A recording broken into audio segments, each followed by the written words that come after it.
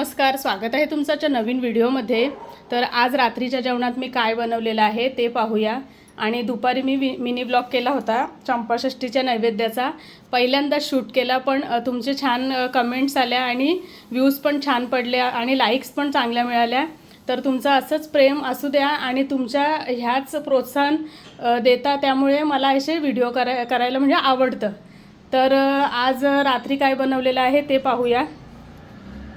तर इथे मी आज चपात्या नाही केल्या, तर हे परोठे टाईप केलेले आहेत वेगळ्या प्रकारचे, म्हणजे गव्हाच्याच पिठापासून केलेले आहेत। कारण की आज ना मी कोफ्ता करी केलेली आहे। ही बघा, म्हणजे दुधी आणि पनीर वगैरे घालून असे कोफ्ते बनवले आणि ग्रेव्ही केलेली आहे। हॉटेल स्टाईल ही भाजी केलेली आहे।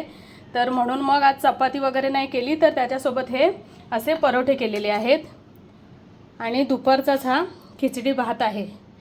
तर असं आजचं रात्रीचं जेवण आहे। कसा वाटला व्हिडिओ नक्की कमेंटमध्ये कळवा आणि चॅनलवरती नवीन असाल तर सबस्क्राईब करा। धन्यवाद।